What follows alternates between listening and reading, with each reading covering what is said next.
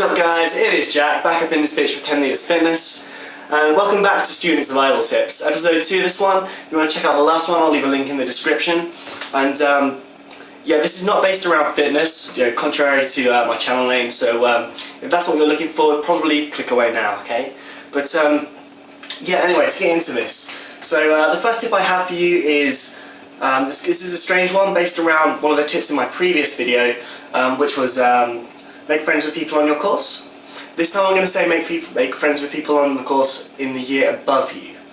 Okay, and now, I'm going to explain why, but how you can do this is typically through getting involved in societies to do with your course, and then you can get to know people in the years above.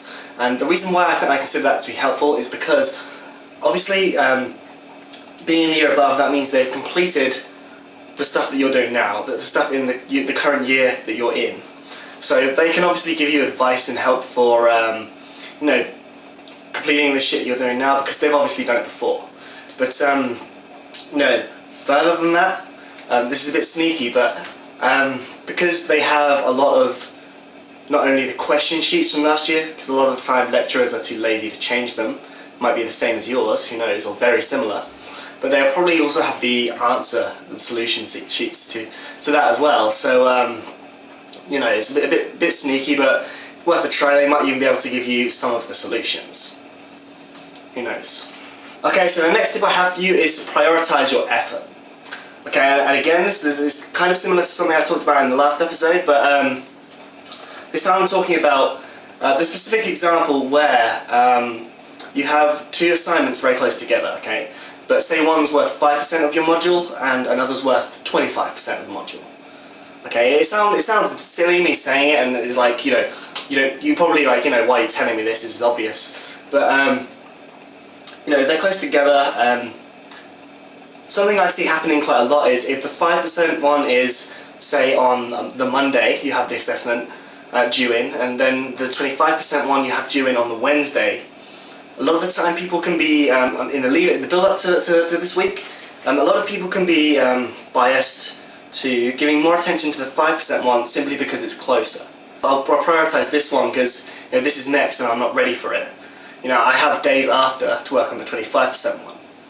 But and again, this sounds obvious, but a lot of the time this is what happens. They do that. People do that thing, and it gets the case that after the 5% one is done and handed in, and they start, obviously they will have done a bit for the 25% one before. But a lot of the time, people leave it too late and don't do enough.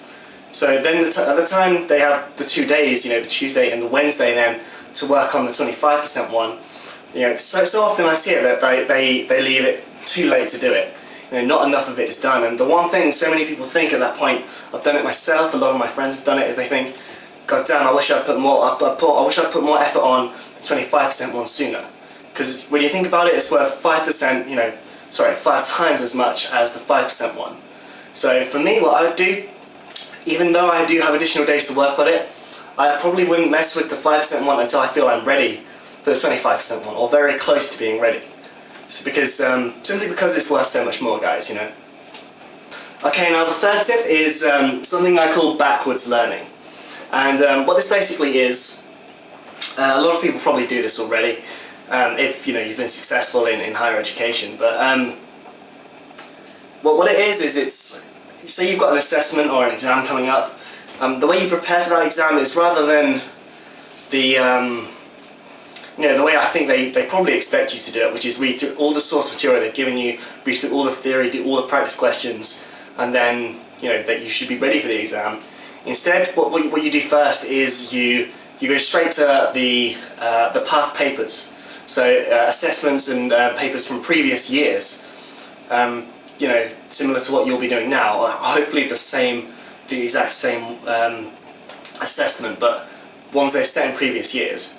Because again, a lot of the time, teachers, lecturers are quite lazy. They won't bother to change the format or even the questions too much.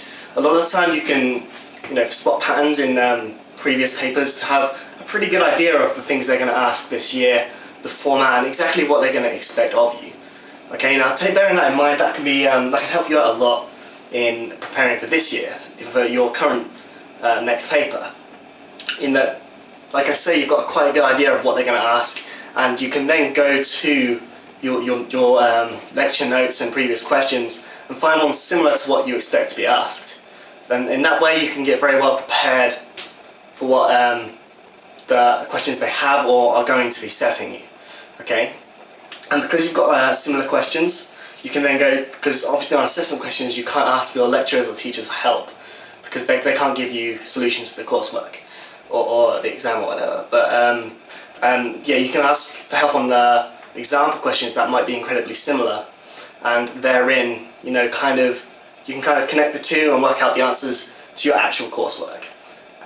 You know, a side note on this as well is the control F function. Okay, so if you're going through the coursework and you have all the past year's coursework or exams, and you find things that you think are going to come up and be asked, then, you know, you can save yourself a lot of time and effort by then going to, if you have the notes as a PDF file or something, Control F is will bring up a little, it's the find function, bring up a little bar on your screen, and you can just type in the stuff that, you know, the keywords that you think they're going to ask. That will take you straight to the question, or straight to the notes and theory on that thing. Okay, so obviously rather than reading through all the notes, because a lot of the time, a lot of, you know, notes contain a lot of irrelevant, like, poetic crap.